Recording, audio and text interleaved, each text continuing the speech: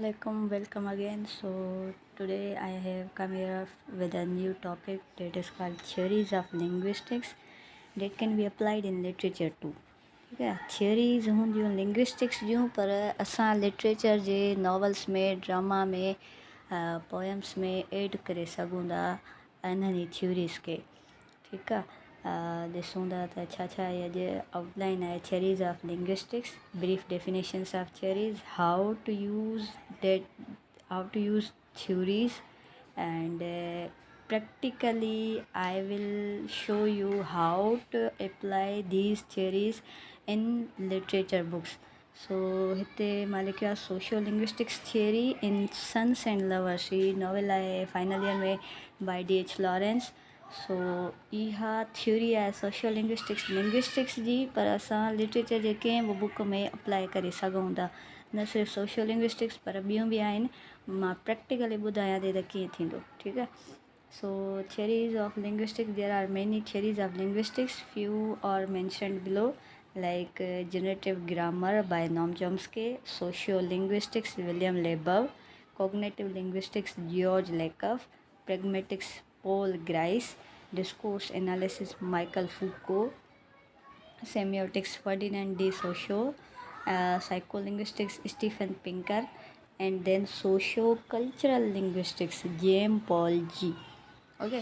सो इहे थियरीज़ आहिनि. इन्हनि खे असां डिफाइन बि कयूं था ब्रीफली त इन्हनि जी छा मीनिंग आहे, ऐं लास्ट में वरी अप्लाई कंदासीं त कोई बि असां वर्क खणूं था त उन खे अप्लाई कीअं कयूं, उन जो टॉपिक छा थींदो.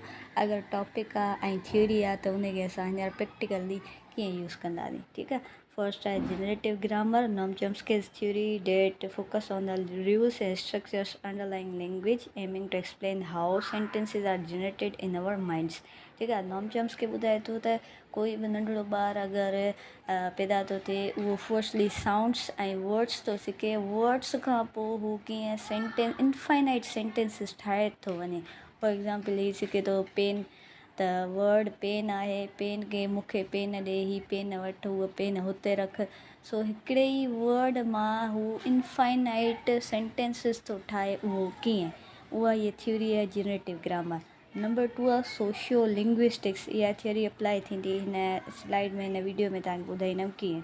William Labov's theory that examines how language varies and changes in different social groups and contexts, exploring the relationship between language and society. Sociolinguistics ॿ वर्ड्स मां हिकिड़ो कंपाउंडेड वर्ड ठहियल आहे, सोसाइटी एंड लैंग्वेज. त particular society जे हिसाब सां language कीअं अटर थींदी आहे.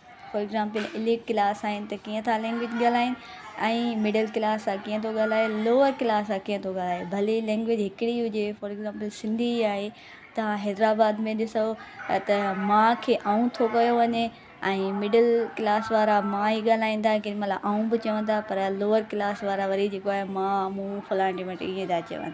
ठीकु आहे. थर्डली आहे cognitive linguistics, George Lakoff's theory that studies how language reflects our conceptual systems and how our thoughts and language are इंटरविंड.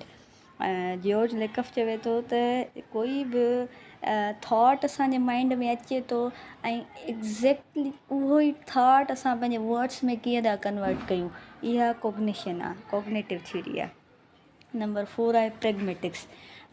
Paul Grice's theory that investigates how context influences the meaning of language, including aspects like implicature, inference, and speaker intentions. ठीकु आहे. Simply pragmatics छा हूंदो आहे, context जे हिसाब सां words खे meaning ॾियणु. ठीकु आहे. फॉर एग्ज़ाम्पल हिकिड़ो वर्ड आहे गिफ्ट. गिफ्ट जी पाकिस्तान में अगरि मीनिंग ॾिसंदो, या इंग्लिश जी ब्रिटिश इंग्लिश में मीनिंग ॾिसंदो, त गिफ्ट माना प्रेज़ेंट, कंहिंखे तोहफ़ो ॾियणु. बट जर्मनी में तव्हां वर्ड गिफ्ट चवंदो त उनजी मीनिंग थींदी ज़हर, पॉइज़न. ठीकु आहे. त गिफ्ट खे कॉन्टेक्स्ट ॾिसणो आहे त कहिड़े कॉन्टेक्स्ट में word gift is being used. Okay. Number 5 discourse analysis, Michael Foucault's theory that examines how language shapes power, dynamics and social structures, analyzing how language is used to control and influence society. ठीक आहे, last time video में linguistics में मां तव्हांखे ॿुधायो त language determines social hierarchy. So Michael फूको थो ॿुधाए त कोई बि बुक आहे उन जी तव्हां लैंग्वेज तव्हां पढ़ो ऐं ॾिसो त उन लैंग्वेज खे कहिड़े नमूने ॻाल्हायो वियो आहे जे माण्हू उन मां इम्प्रेस बि थी सघनि था ऐं उन मां कावड़ में बि अची सघनि था. उहा लैंग्वेज जो यूज़ कहिड़ो आहे, इंटेंशन्स कहिड़ा आहिनि. इहा आहे discourse analysis. Discourse means language analysis माना examination. Number 6, semiotics. Ferdinand de Saussure theory that explores the study of signs and symbols, focusing on how meaning is constructed through language and other systems of communication. Semiotics word मां simply तव्हां ॾिसंदो त sign and symbol जी ॻाल्हि आहे. अगरि word नाहे लिखियल ख़ाली हुन जी सिंबल आहे तॾहिं बि असां सम्झी वेंदा आहियूं त हिन सिंबल जी ई माना आहे. फर्डिनेंड डी सोशियर सिग्निफायर ऐं सिग्निफाइड में इहो थो ॿुधाए त तव्हां एप्पल वर्ड चवंदो त तव्हांजे माइंड में ॻाढ़ो ताज़ो ई एप्पल ईंदो, साओ छो नथो अचे. अच्छा, नंबर 7 आहे psycholinguistics. Steven Pinker's theory that investigates the psychological processes involve in language production, comprehension and acquisition. Steven Pinker वरी चवे थो त लैंग्वेज कीअं प्रोड्यूस थींदो आहे, इन खे कीअं सम्झो थो वञे ऐं इन खे कीअं अक्वायर कयो थो वञे. इहा साइकोलॉजी में थी अची वञे. हाणे there is a difference between cognition and psychology. ठीकु आहे, इन बेस में नथा अचूं. एंड नंबर 8 आहे socio cultural linguistics. James Paul Gee's theory that examines the relationship between language, culture and identity, emphasizing the role of language in social interaction and learning. अच्छा, word socio cultural linguistics टे words आहिनि. हिननि खे टे अलॻि अलॻि words ॾियो: society, culture and language. For example, असांजो कल्चर सिंधी आहे, असांजी सोसाइटी मिडल क्लास आहे, त असांजी लैंग्वेज उन हिसाब सां ई ॻाल्हाई वेंदी. ठीकु आहे, त there is a significant role of society and culture in our language. अच्छा, ही त थियरीज़ हुयूं. कीअं माना थियरीज़ त असांखे बि ख़बर आहे ऐं डेफिनेशन बि अचे थी, बट प्रैक्टिकली थीसिस में थियरी कीअं यूज़ थींदी उन जो ई तरीक़ो आहे त टेक अ नॉवल, ड्रामा और पोएम. कोई बि माना तव्हां हिकिड़ो सिलेक्ट था कयो, भले तव्हां शेक्सपियर जे दौर जो कयो, भले टुडेज़ 21st सेंचुरी जो कयो, या वरी विक्टोरियन जो कयो, या ओल्ड इंग्लिश जो बि करे सघो था अगरि तव्हांखे एनालिसिस करणी आहे त. अच्छा, number 2, analyse their linguistics feature like sentence structure, tense, phrasal verbs, idioms, phrases. अच्छा, लिंग्विस्टिक्स फीचर्स तव्हां एनालाइज़ कंदो कंहिं बुक जा. उन में माना लैंग्वेज कहिड़ी यूज़ थियल आहे, सेंटेंस स्ट्रक्चर कहिड़ो आहे, टेंस कहिड़ो आहे, इडियम्स कहिड़ा आहिनि, फ्रेज़िस कहिड़ा आहिनि. अच्छा, relate them with context in which year it was written and published. ठीकु आहे, हाणे बुक मूं खयो आहे, मां तव्हांखे इहो करे थी ॾेखारियां त तव्हां कीअं सम्झंदो त हिते लैंग्वेज जो डिफरेंस आहे. अॼु जी सोसाइटी में ही लैंग्वेज हीअं चेंज थी आहे, अॻे हीअं हूंदी, इहो कीअं थींदो ऐं अप्लाई कीअं थींदो. Reason behind writing the book, इहो तव्हां क्रिटिकल एनालिसिस में कंदा आहियो त कोई बि राइटर छो थो बुक लिखे. And lastly, relate with the readers of that time and today's era. ठीकु आहे, हाणे सन्स एंड लवर्स जेको बुक आहे 1913 में मॉडर्न हिकिड़ो नाविल आहे D.H. लॉरेंस जो. उन टाइम जा रीडर्स कहिड़ा हुआ, अॼु टाइम जा रीडर्स कहिड़ा आहिनि, उन टाइम जी सोसाइटी कहिड़ी, अॼु जे दौर जी सोसाइटी कहिड़ी आहे. रिलेशन तव्हांखे पंहिंजे कॉग्निशन जे हिसाब सां ठाहिणो आहे. ठीकु आहे, फॉर एग्ज़ाम्पल D.H. लॉरेंस जो Sons and book Lovers book आहे, हिकिड़ो ऑटोबायोग्राफिकल बुक आहे. उन टाइम मॉडर्न सोसाइटी लंडन जी कहिड़ी हुई, उन महिल कुझु मतिलबु बायसिस बि हलनि पिया ऐं कुझु जेंडर इशूज़ बि हलनि पिया. Like D.H. लॉरेंस में असां ॾिसूं था त जेंडर में काफ़ी शयूं हलनि पियूं जंहिंखे असां फ़िलहालु नथा ॾिसूं. असां ॾिसूं था त हिकिड़ी असां थियोरी खई आहे हिन में, socio linguistics theory. Socio linguistics theory William Labov जी. उन में छा थो ॿुधाए त असांजी जेका लैंग्वेज आहे अकॉर्डिंग टू अवर सोसाइटी हूंदी. ठीकु आहे, हाणे ही डायलॉग्स आहिनि mister Morel and Mrs Morel जा. फर्स्टली तव्हां इन्हनि जो कैरेक्टर ॾिसो. मिस्टर मोरेल जेको आहे लोअर क्लास फैमिली जो आहे, त सिंपली हू लोअर सोसाइटी जी लैंग्वेज ॻाल्हाईंदो। एंड मिसिस मोरेल जेका आहे उहा एजुकेटेड फैमिली जी आहे, संभाउ she belongs to upper family. ठीकु आहे, त हुनजो लैंग्वेज या हुनजी लहजो ॻाल्हाइण जो चेंज हूंदो। ठीकु आहे, ॾिसो कीअं स्टैंडर्ड इंग्लिश सॼो वेंदो उन टाइम में जेके अपर क्लास जा माण्हू हूंदा हुआ। Upper class family standard English ॻाल्हाईंदी हुई या क्वींस इंग्लिश ॻाल्हाईंदी हुई, ऐं जेके लोअर क्लास हुआ उहे कॉमन इंग्लिश ॻाल्हाईंदा हुआ। ठीकु आहे, हाणे ॾिसो त फस्ट चैप्टर में असांखे ख़बर थी पवे त mister Morel and Mrs Morel ॿई हिकिड़ी पार्टी में था मिलनि। ठीकु आहे, उन टाइम मिसिस मोरेल खे ख़बर न हूंदी आहे त मिस्टर मोरेल जेको आहे हिकिड़ो माइनर आहे या लोअर क्लास जो आहे। But Mrs Morel J outlook मां मिस्टर मोरेल सम्झी वेंदो आहे त हीअ हाई क्लास जी छोकिरी आहे, सो हिन सां हाई क्लास एक्सेंट में ॻाल्हाइणो आहे। ठीकु आहे, सो जीअं हू अचे थो मिस्टर मोरेल मिसिस मोरेल ॾे त डांस तव्हां मूं सां कंदो, त ही उनजे आउटलुक खे ॾिसी फस्ट क्लास या स्टैंडर्ड इंग्लिश ॻाल्हाइण जी ट्राए थो करे।